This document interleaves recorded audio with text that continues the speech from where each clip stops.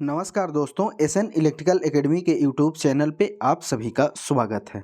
दोस्तों, ये UP RVNL TG2 electrical trade का क्वेश्चन पेपर है और रिसेंटली अभी एग्ज़ाम हुआ था 22 दिसंबर 2022 का ये क्वेश्चन पेपर है। इससे पहले के पार्ट में मैंने 25 क्वेश्चन का सॉल्यूशन किया हुआ है। यदि उस पार्ट को आप नहीं देखे हैं तो इस वीडियो के डिस्क्रिप्शन में मैंने उसका लिंक डाल रखा है, वहाँ से आप कंप्लीट उसको वॉच कर सकते हैं। इस वीडियो में हम उससे आगे के प्रश्नों को हल करेंगे, यानी 26 नंबर क्वेश्चन का सॉल्यूशन करेंगे। वीडियो अच्छी लगे तो वीडियो को लाइक कीजिएगा और अपने दोस्तों में भी वीडियो को शेयर ज़रूर कीजिएगा। तो चलिए, इसमें 26 नंबर क्वेश्चन जो कह रहा है कि वैरिस्टर डॉट डॉट आश्रित प्रतिरोधक होता है। वैरिस्टर जो होता है इसे हम VDR कहते हैं।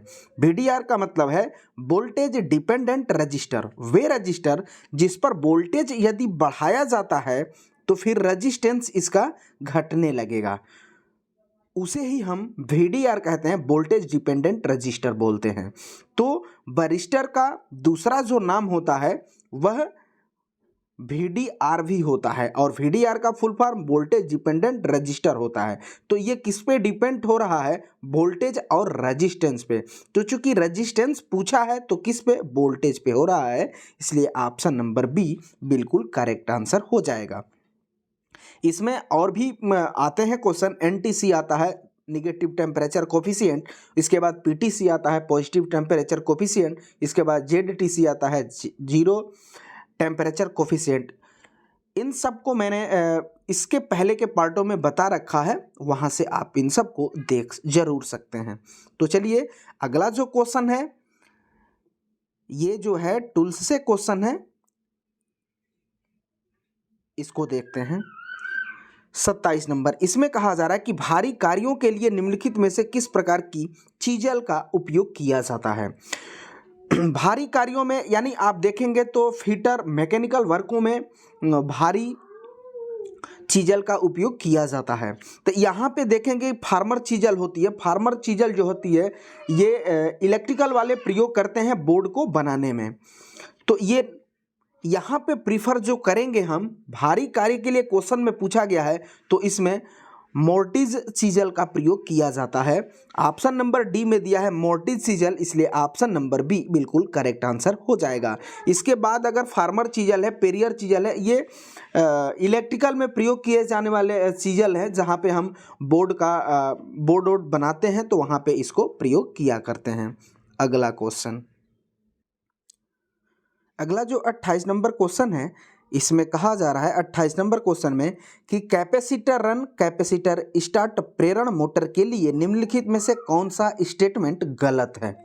तो ये आप देखेंगे तो कैपेसिटर मोटरों में आपके 3 प्रकार के कैपेसिटर मोटर मिलेंगी। ये सिंगल फेज के अंतर्गत आती है। इसमें आती है परमानेंट कैपेसिटर मोटर, जिसका प्रयोग हम सीलिंग फैन में करते हैं। इसके बाद कैपेसिटर स्टार्ट मोटर होती है, वह कैपेसिटर जो स्टार्टिंग पर्पस के लिए लगाई जाती है ताकि सिंगल फेज को 2 फेज में कन्वर्ट करके स्टार्ट मोटर को किया जाए। और एक जो होती है capacitor start capacitor run motor, जो कि एक इसमें 2 कैपेसिटर लगाए जाते हैं। एक कैपेसिटर स्टार्ट मोटर को कर देता है, उसके बाद मोटर अपने फुल स्पीड का 75 से 80% स्पीड प्राप्त कर लेती है तो वो डिस्कनेक्ट हो जाता है सेंट्रीफ्यूगल स्विच के द्वारा।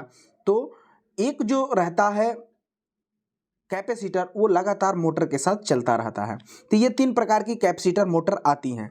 अब इसमें पूछा गया है कि कैपेसिटर रन या कैपेसिटर स्टार्ट मोटर का गलत स्टेटमेंट कौन है। तो देखिए, इसमें क्या है कि कैपेसिटर स्टार्ट मोटर है, इसका मतलब है कि कैपेसिटर स्टार्ट, इस लाइन से मतलब निकल रहा है कि स्टार्टिंग में कैपेसिटर है, इसका मतलब है कि इसका स्टार्टिंग टार्क जो होगा वो हाई होगा और कैपेसिटर लगने की वजह से इसका प्राइस जो होगा वह कम नहीं होगा, अधिक होगा।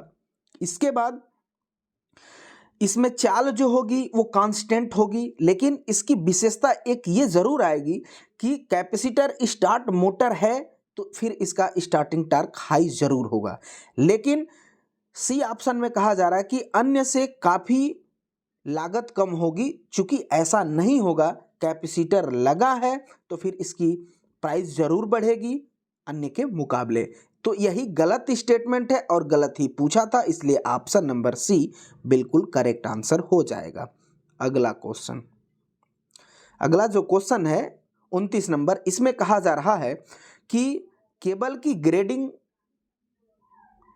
ग्रेडिंग को केबल के डॉट डॉट की प्रक्रिया के रूप में परिभाषित किया जाता है।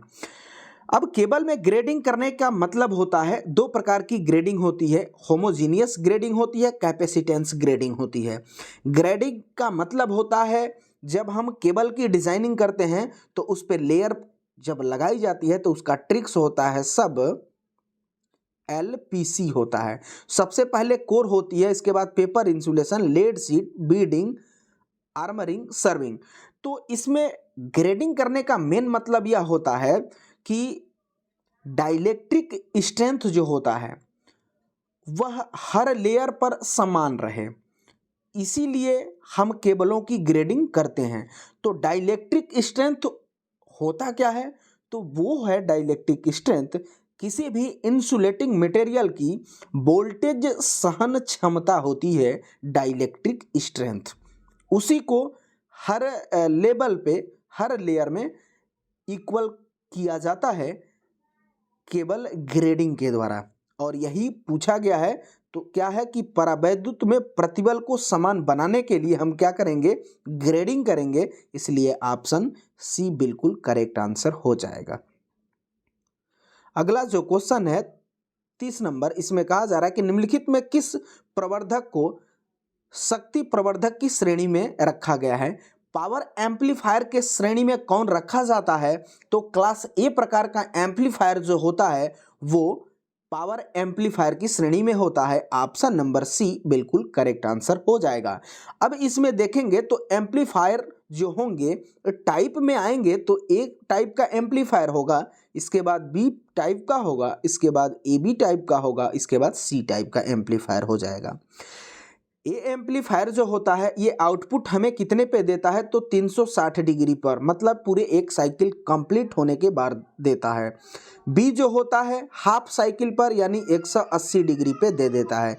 ए बी जो होता है इन दोनों के बीच में देता है, यानी 180 और 360 के बीच में ए बी देता है। और सी जो होता है वह हाफ साइकिल से भी कम पे देता है, मतलब 180 पे कम पे ही देता है, इसीलिए सी की इफिशियंसी जो होती है सबसे ज़्यादा होती है। अब थोड़ा सा इफिशियंसी के बारे में देख लेते हैं। एक प्रकार का जो एम्पलीफायर होगा इसकी इफिशियंसी जो होगी 50% होगी। बी प्रकार का एम्पलीफायर होगा, इसकी इफिशियंसी 78.5% हो जाएगी। ए बी प्रकार का एम्पलीफायर होगा, इसकी इफिशियंसी 35% से 50% के बीच में होगी। और सी एम्पलीफायर की इफिशियंसी होगी वो 90% होगी। सबसे ज़्यादा सी प्रकार की एम्पलीफायर की इफिशियंसी होती है। पावर एम्पलीफायर पूछा गया था, ए टाइप का एम्पलीफायर पावर एम्पलीफायर की श्रेणी में आएगा, इसलिए ऑप्शन नंबर बी बिल्कुल करेक्ट आंसर हो जाएगा, ए प्रकार का एम्पलीफायर। अगला क्वेश्चन बेहतरीन क्वेश्चन है विद्यार्थियों, और ये न्यूमेरिकल है। 31 नंबर में कहा जा रहा है कि किसी तार का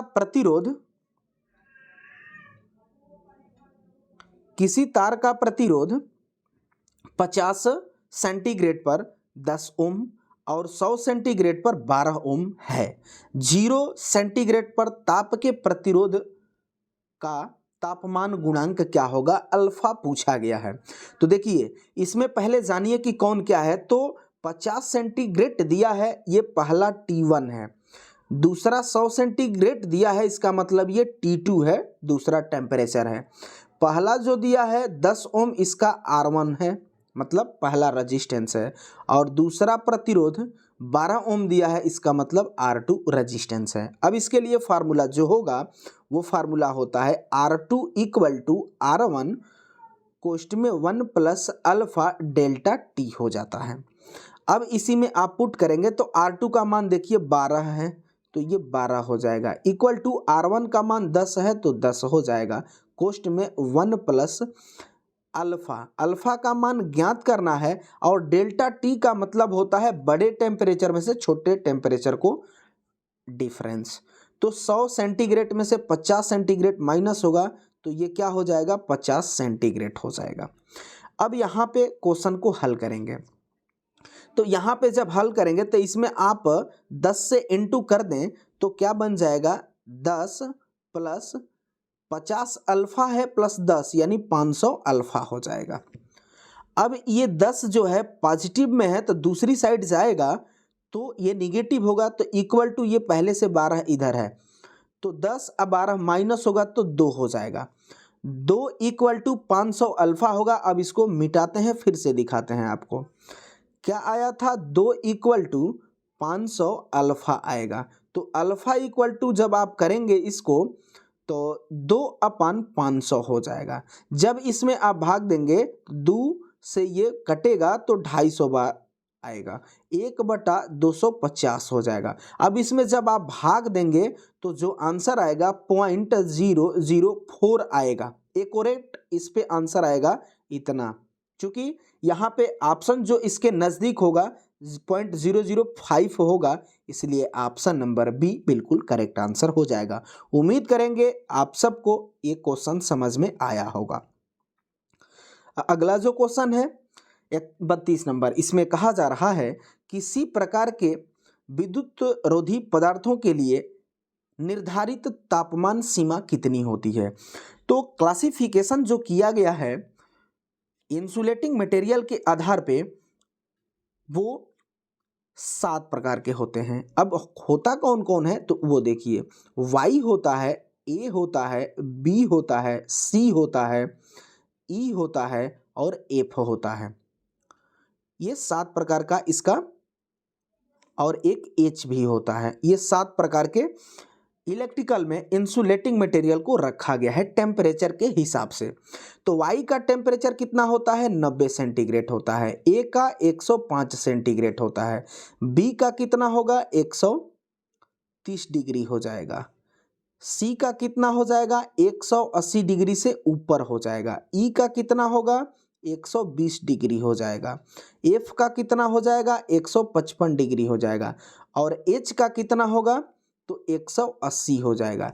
देखिए ध्यान दीजिएगा, सी का हम बताए हैं 180 से ऊपर और एच का 180।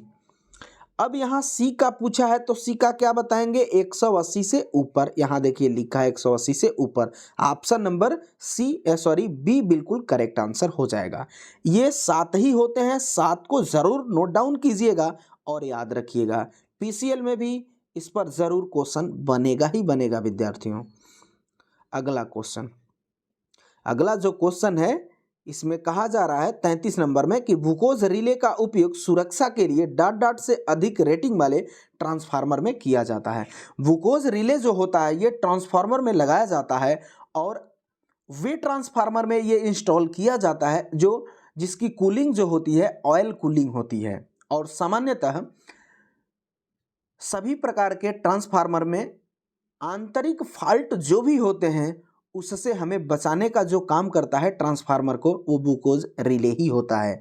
और ये भी इसकी शर्त होती है कि जितने भी ट्रांसफार्मर ऑयल कूल्ड होंगे, नेचुरल कूल्ड नहीं, ऑयल से कूलिंग होगा, उसमें ग्लूकोज रिले ही प्रयोग किया जाता है। रेटिंग के हिसाब से जाएंगे तो 500 केवीए से ऊपर वाले रेटिंग में ग्लूकोज रिले का उपयोग किया जाता है। क्यों? क्योंकि 500 केवीए से ऊपर वाले में जो हम कूलिंग प्रदान करेंगे वो नेचुरल कूलिंग नहीं होगी, वो ऑयल कूलिंग होती है। तो ऑप्शन नंबर बी बिल्कुल करेक्ट आंसर हो जाएगा।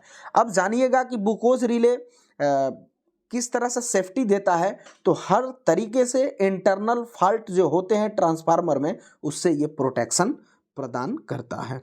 रेटिंग इसका जरूर याद रखिएगा आप सब। अगला क्वेश्चन 34 नंबर, इसमें कहा जा रहा है कि निम्नलिखित में कौन से मोटर में तापमान वृद्धि की आरंभिक स्थिति का निर्भर नहीं होता है। मतलब कोई भी मोटर है तो उसमें स्टार्टिंग में टेम्परेचर उसमें वृद्धि हो रही है तो उसका जिम्मेदार वो नहीं है।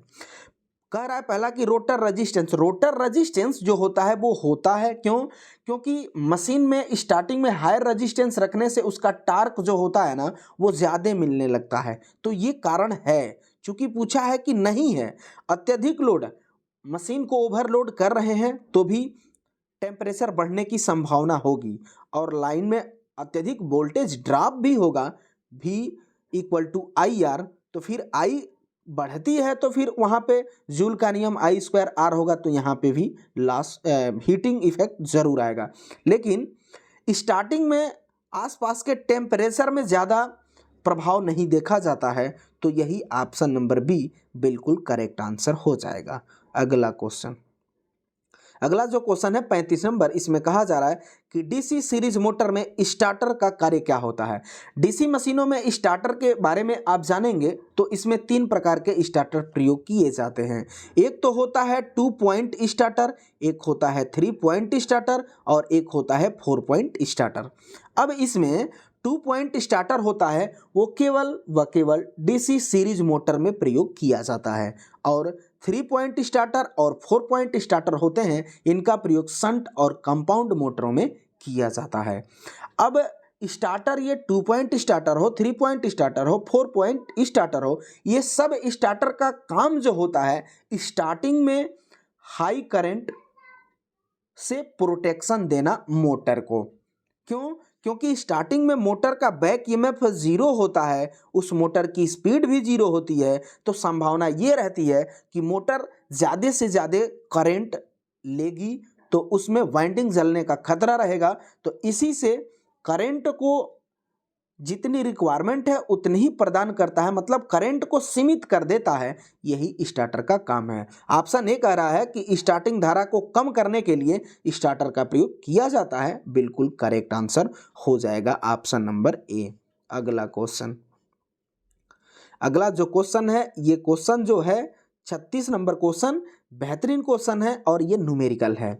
कहा जा रहा है कि 440 वोल्ट 60,000 आवृत्ति पर संचालित 6 पोल युक्त तुल्यकाली मशीन का प्रति मिनट घूर्णन कितना होगा।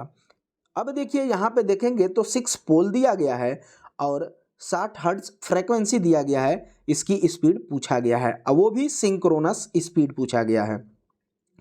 तो सिंक्रोनस स्पीड के लिए फार्मूला एनएस को ही हम सिंक्रोनस स्पीड कहते हैं, और एनएस इक्वल टू 120 F/P होता है।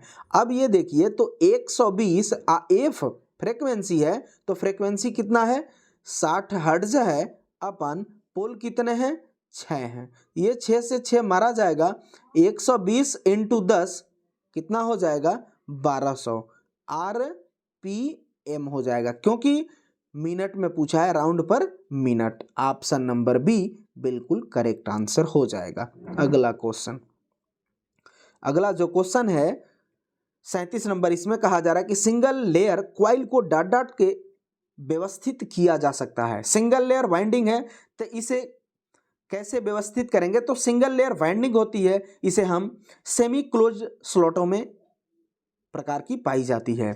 अब इसमें बाइंडिंग में आप जाएंगे ना तो बाइंडिंग एसी मशीन और एक डीसी मशीन होती है।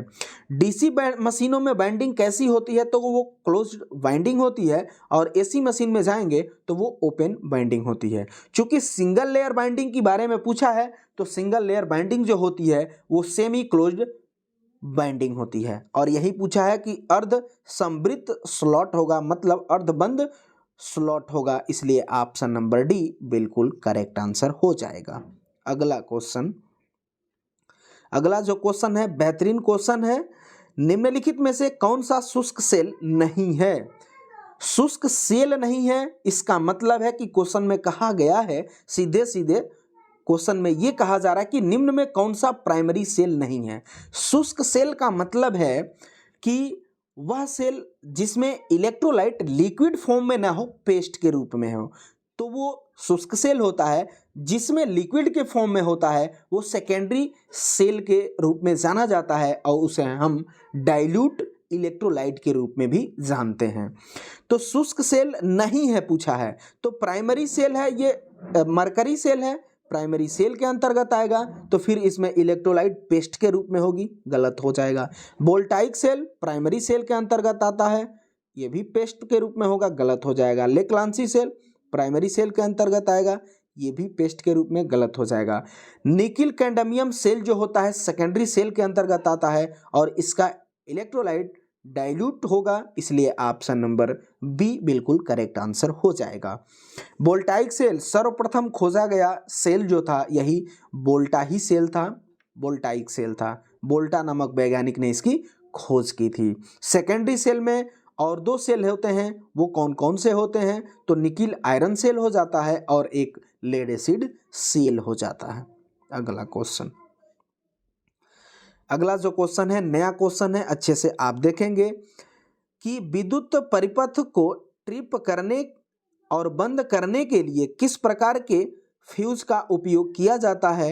इन फ्यूजों में अत्यधिक बल के साथ साथ विस्थापन भी होता है, मतलब कि इन फ्यूजों में जो फोर्स होगा वो अत्यधिक होगा, साथ ही साथ उनके कांटेक्ट पॉइंट के बीच डिस्टेंस भी ज़्यादा होगी।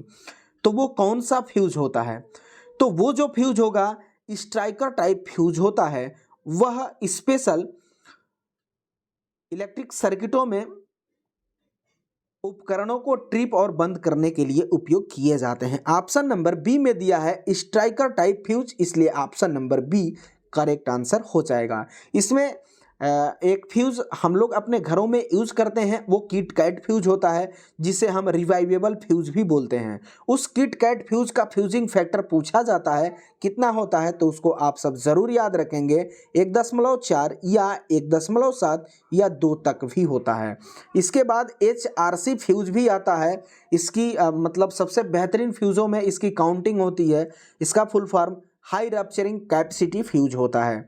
यहाँ तक इसको कहा जाता है कि अपने रेटेड का दुगनी करंट 17 से 18 सेकेंड तक झेल सकता है। उतने देर से पहले इसको ठीक नहीं किया जाता है तब ये ट्रिप कर जाता है। और HRC फ्यूज का फ्यूजिंग फैक्टर जो होता है 1.1 होता है। इन दोनों एक्स्ट्रा फैक्ट को आप ज़रूर याद रखेंगे, PCL में ये क्वेश्चन रिपीटेड होते रहते हैं। अगला क्वेश्चन, अगला जो क्वेश्चन है ये मैग्नेटिज्म से है। इसमें कहा जा रहा है 40 नंबर में कि निम्नलिखित में कौन सामूहिक चुंबकीय अन्योन्य क्रियाएं प्रदर्शित नहीं करती है और चुंबकीय रूप से व्यवस्थित नहीं होती है। मटेरियल के हिसाब से आप जाएंगे तो मैग्नेट में 5 प्रकार के मटेरियल होते हैं। पहला जो होता है फेरोमैग्नेटिक मटेरियल, जिसे लौह चुंबकीय पदार्थ कहते हैं। दूसरा जो होता है पैरामैग्नेटिक मटेरियल, जिसे अनुचुंबकीय पदार्थ बोलते हैं। इसके बाद तीसरा जो होता है डायामैग्नेटिक मटेरियल, जिसे प्रतिचुंबकीय पदार्थ करते हैं। चौथा जो होता है एंटी फेरोमैग्नेटिक मटेरियल, मतलब प्रति लौह चुंबकीय पदार्थ। और पांचवा जो होता है फेरी मैग्नेटिक मटेरियल। यहां क्वेश्चन में जो कहा गया है कि चुंबकीय अन्योन्य क्रियाएं प्रदर्शित नहीं करता है, मतलब कि वह कौन सा मैग्नेटिक पदार्थ है जो किसी मैग्नेटिक फील्ड में रखने पर उसका प्रभाव उस पर नहीं देखा जाता है। तो देखिए इसमें जो आएगा डायामैग्नेटिक मटेरियल जो होंगे उस पर, उस मटेरियल को अगर मैग्नेटिक फील्ड में रखा जाता है तो इस पर कोई प्रभाव उस मैग्नेट का नहीं पड़ता है। क्यों? क्योंकि यह डायामैग्नेटिक मटेरियल है। और डायामैग्नेटिक मटेरियल का सबसे बेस्ट एग्जाम्पल जो होता है वो बिस्मथ होता है। तो यहाँ जो पूछा गया है कि चुंबकीय रूप से व्यवस्थित नहीं होता है, तो वह डायामैग्नेटिक मतलब प्रतिचुंबकीय होगा। और मिनिमम किस में हो सकता है, तो वो अनुचुंबकीय पदार्थ होता है। इसलिए ऑप्शन नंबर डी सही आंसर हो जाएगा। अब प्रतिचुंबकीय पदार्थ में कौन कौन से आएंगे, तो सबसे बेस्ट एग्जाम्पल जो होता है वो बिस्मथ होता है। इसके बाद ह्यूमन बॉडी भी आती है, जल आता है, और इसके बाद जितने भी बाइंडिंग मटेरियल हैं जैसे कॉपर हो गया, सोना हो गया, सिल्वर हो गया, गोल्ड हो गया, ये सब डायामैग्नेटिक मटेरियल के अंतर्गत आते हैं। अनुचुंबकीय यानी पैरामैग्नेटिक मटेरियल के अंतर्गत कौन से आते हैं, तो इसमें ऑक्सीजन आता है, एल्युमिनियम आता है, सोडियम आता है, प्लेटिनम आता है, और एयर जो होती है इस पैरामैग्नेटिक मटेरियल के ही अंतर्गत आती है। अगला क्वेश्चन, अगला जो क्वेश्चन है 41 नंबर, इसमें कहा जा रहा है कि चूंकि FET का उपयोग वोल्टेज नियंत्रित प्रवर्धक के रूप में किया जाता है तो इनकी इनपुट प्रतिबाधा को डॉट डॉट भी कहा जाता है। पहले तो जानिए कि FET है, तो FET का मतलब है फील्ड इफेक्ट ट्रांजिस्टर होता है।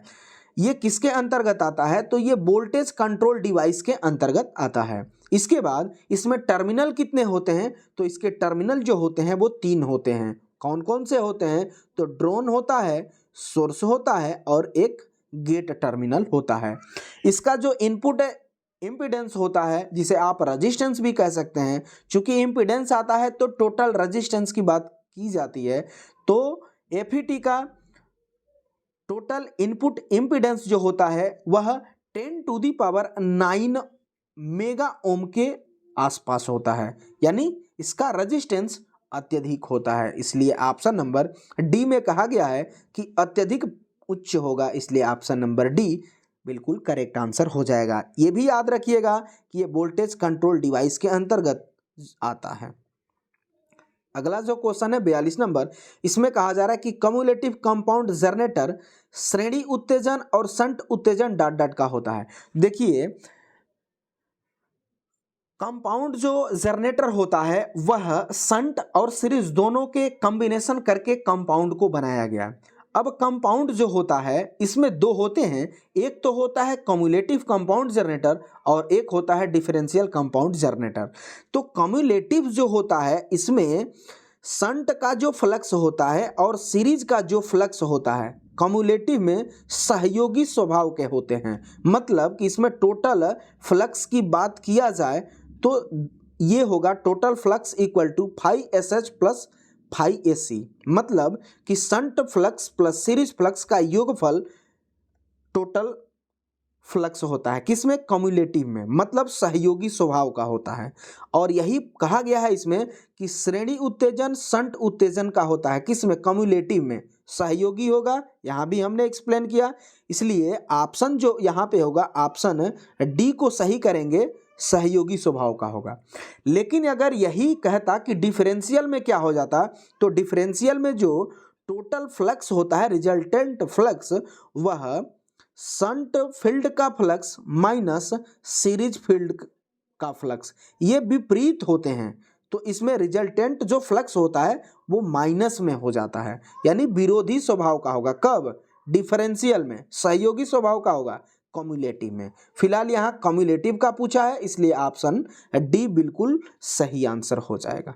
अगला क्वेश्चन, अगला जो क्वेश्चन है कि विश्रांति दोलित्र बनाने के लिए निम्नलिखित में से किस उपकरण का उपयोग किया जाता है? रिलैक्सेशन ऑक्सीलेटर में किसका प्रयोग किया जाता है? तो यूजेटी का प्रयोग किया जाता है। ऑप्शन नंबर सी बिल्कुल करेक्ट आंसर हो जाएगा। यूजेटी का आप सिंबल्स में जाएंगे तो कुछ यूं इसका सिंबल होता है, ये होता है बेस 1, बेस 2 और ये एमीटर हो जाता है। बेस 1 और बेस 2 के बीच रेजिस्टेंस जो होता है वो 5 किलो ओम से लेकर के 10 किलो ओम होता है। और यूजेटी का फुल फॉर्म जो होता है यूनि जंक्शन ट्रांजिस्टर होता है और यह निगेटिव कैरेक्टरिस्टिक विशेषता का होता है।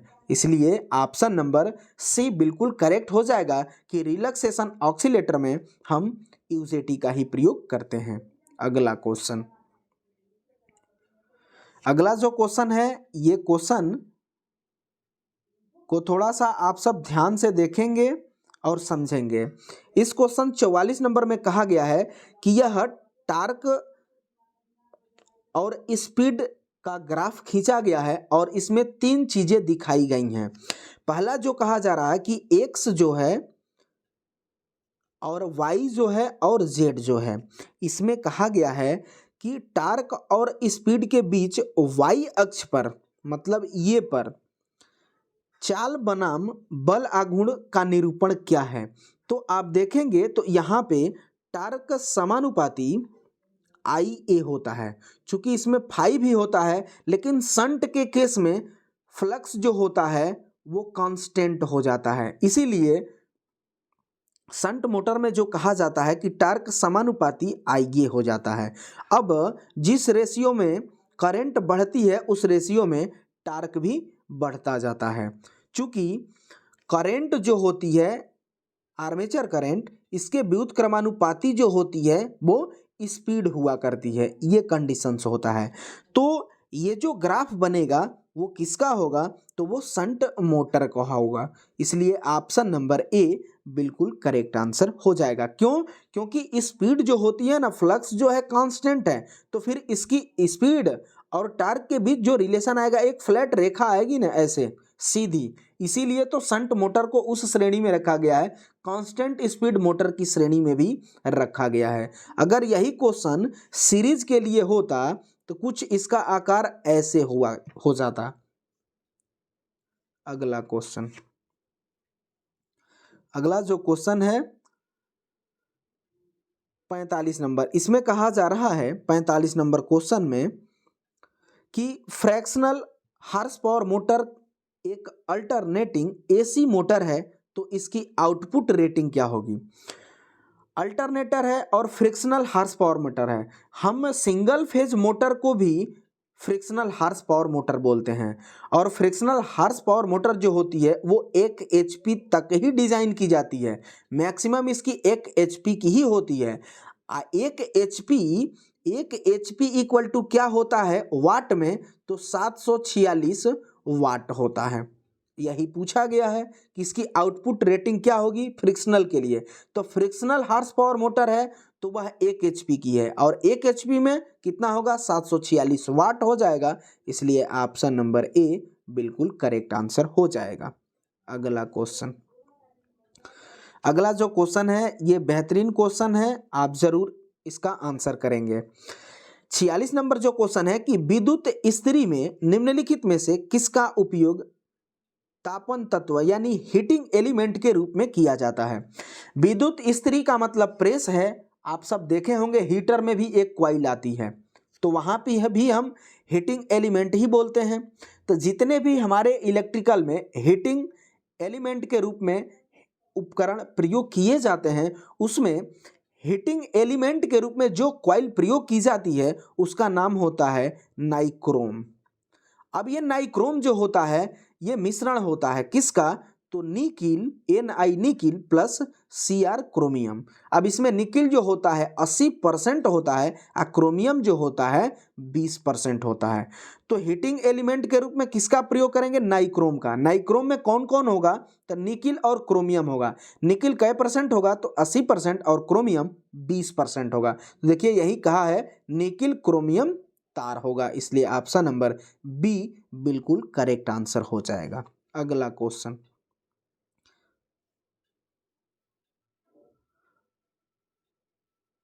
अगला जो क्वेश्चन है 47 नंबर, इसको आप सब ध्यान से जरूर देखेंगे। 47 नंबर जो क्वेश्चन है कि निम्नलिखित में किस प्रकार के लैंप के ज्वलन घंटे न्यूनतम होते हैं। कौन सा ऐसा लैंप है जिसका ऑपरेटिंग टाइम जो होता है वो मिनिमम से मिनिमम होता है। तो ये जो लैंप होते हैं इनकैंडिसेंट लैंप इसे बोलते हैं, इसे हम हिंदी में उद्दीप्त लैंप भी बोला करते हैं। इसमें कार्बन फिलामेंट होते हैं, तो इनका सबसे कम लाइफ होती है, वो कितनी होती है, तो 650 घंटे के आसपास होती है। तो उसी को हम तापदीप्त लैंप भी कहते हैं, उद्दीप्त लैंप भी कहते हैं। और इसको जब इंग्लिश में आप जाइएगा तो समझिएगा, तो इसका नाम जो आएगा इनकैंडिसेंट लैंप आता है। ऑप्शन नंबर बी बिल्कुल सी ऑप्शन करेक्ट आंसर हो जाएगा। इसकी इफिशियंसी की बात किया जाएगा तो 2.5 से 4 ल्यूमेन प्रति वाट इसकी इफिशियंसी होती है। इन सबों के टेम्परेचर की बात किया जाए तो 2000 सेंटीग्रेड टेम्परेचर होता है। अगला क्वेश्चन, अगला जो क्वेश्चन है 48 नंबर, इसमें कहा जा रहा है कि धारा ट्रांसफार्मर में डॉट डॉट रूपांतरण अनुपात होता है और विभव ट्रांसफार्मर में डॉट डॉट रूपांतरण अनुपात होता है। आप सब जानते होंगे धारा को हम सीटी भी शॉर्टकट में बोलते हैं और विभव को पीटी भी बोलते हैं। सीटी का मतलब होता है करंट ट्रांसफार्मर और पीटी का मतलब होता है पोटेंशियल ट्रांसफार्मर। ये ट्रांसफार्मर में इंस्ट्रूमेंट ट्रांसफार्मर के अंतर्गत ये दोनों आते हैं। और सीटी जो होता है ये स्टेप अप ट्रांसफार्मर होता है और पीटी जो है स्टेप डाउन ट्रांसफार्मर होता है।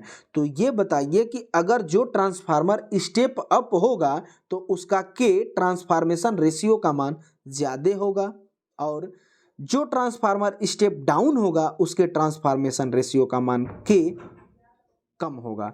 तो यहाँ धारा ट्रांसफार्मर है तो फिर स्टेप अप है तो इसका रूपांतरण अनुपात उच्च होगा, और विभव ट्रांसफार्मर स्टेप डाउन है, इसलिए इसका रूपांतरण अनुपात निम्न होगा। इसलिए ऑप्शन नंबर ए बिल्कुल करेक्ट आंसर हो जाएगा। अगला क्वेश्चन, अगला जो क्वेश्चन है 49 नंबर, इसमें कहा जा रहा है कि निम्नलिखित में कौन सी विधि भू प्रतिरोध को बेहतर करने में मदद नहीं करती है। भू प्रतिरोध मतलब अर्थ रेजिस्टेंस में कौन सा बेहतर प्रदर्शन नहीं करेगा, मतलब कि इसका होना चाहिए, क्या होना चाहिए, तो अर्थ रेजिस्टेंस जो होना चाहिए वो मिनिमम से मिनिमम होना चाहिए। मिनिमम से मिनिमम होगा, इसका मतलब है कि अर्थ जहाँ पे वो अर्थिंग किया गया है वहाँ पे मिट्टी जो होगी वो वहाँ नमी अधिक से अधिक मात्रा में होनी चाहिए, वो सूखी अवस्था में नहीं होना चाहिए। जब वो सूखी अवस्था में होगी तो फिर इसका रेजिस्टेंस अधिक हो जाएगा, तो फिर जो फॉल्ट करंट आएगी वो ग्राउंड नहीं हो पाएगी, तो बेहतर प्रदर्शन नहीं करेगा वो यहाँ पे पूछा गया है। तो अगर लंबी ग्राउंडिंग करेंगे, अगर जो भी हम ग्राउंडिंग करते हैं, प्लेट अर्थिंग करते हैं या रॉड अर्थिंग करते हैं या वाटर टैप अर्थिंग करते हैं या स्ट्रिप अर्थिंग करते हैं, तो गहराई ज़्यादा लेके जाएंगे ज़मीन में तो फिर नमी हमको मिलेगी, तो फिर रजिस्टेंस कम होगा, तो ये तो बेहतर काम करेगा। कई ग्राउंडिंग छड़ों का प्रयोग करेंगे, कई का प्रयोग करेंगे तो फिर पैरेलल में रेजिस्टेंस कई का लगाने से कम होता है, तो फिर ये भी बेहतर प्रदर्शन करेगा। रासायनिक रूप से मृदा उपचार करके लगाते हैं तो इसमें भी बेहतर हमें रेजिस्टेंस निम्न से निम्न मिलेगा। लेकिन अगर अर्थिंग पॉइंट शुष्क है, अर्थिंग पॉइंट जहाँ किए हैं वहाँ सूखी अवस्था में है, तो फिर वहाँ पे हमको रेजिस्टेंस लो ना मिल करके हाई मिलेगा, फिर वो बेहतर ढंग से अर्थ रेजिस्टेंस काम नहीं कर पाएगा। और नहीं का पूछा था, इसलिए ऑप्शन नंबर ए बिल्कुल करेक्ट आंसर हो जाएगा। अगला क्वेश्चन और इस वीडियो का ये अंतिम क्वेश्चन होगा 50 नंबर, इसमें कहा जा रहा है कि दो गेटों के बीच अवकाश जिसमें से अधिकांश वाहक सोर्स से ड्रोन तक जाते हैं, तो फिर जब एफईटी काम कर रहा है तो डॉट डॉट के रूप में जाना जाता है। पहले भी हम आपको अभी बताए कि एफईटी जो होता है, एफईटी में कंडीशंस होगी कि इसमें टर्मिनल कौन कौन से होंगे, तो इसमें टर्मिनल 3 होते हैं। एक तो होता है सोर्स, एक होता है ड्रोन और एक होता है गेट। जो इनपुट आवेश वाहक होते हैं वो सोर्स से जाते हैं और ड्रोन से बाहर निकल जाते हैं। तो यहाँ कहा जा रहा है कि अधिकांश वाहक सोर्स से ड्रोन तक जाते हैं, मतलब कुछ यूं है। इसका मतलब है कि ये चैनल इसे हम बोलते हैं। इसमें भी चैनल में जब जाएंगे तो इसे एन टाइप चैनल बोला जाता है इन वाले के लिए, और जब ये आउट होता तो फिर पी टाइप इसको चैनल बोला जाता है। फिलहाल ये इन हो रहा है तो फिर यहाँ हम चैनल बोलेंगे, चूंकि एन चैनल करेक्ट होना चाहिए लेकिन यहाँ चैनल बोला गया है तो फिर चैनल भी बिल्कुल करेक्ट आंसर हो जाएगा। ऑप्शन नंबर ए बिल्कुल करेक्ट आंसर हो जाएगा। तो प्यारे साथियों, वीडियो अच्छी लगे तो आप सब वीडियो को ज़रूर लाइक कीजिएगा और अपने दोस्तों में भी प्लीज़ आप सब ज़्यादा से ज़्यादा शेयर ज़रूर कीजिएगा। और जो भी स्टूडेंट्स चैनल पे पहली बार आए होंगे प्लीज़ चैनल को सब्सक्राइब जरूर कर लेंगे। तो चलिए इसका नेक्स्ट पार्ट आपके बीच बहुत जल्द लाएंगे, तब तक के लिए इस वीडियो को कंप्लीट वॉच कीजिएगा और जो भी रिक्वायरमेंट होगी आप कमेंट बॉक्स में ज़रूर हमें कमेंट कीजिएगा। तो चलिए इस वीडियो में बस इतना ही, तब तक के लिए bye bye, take care, thanks for watching.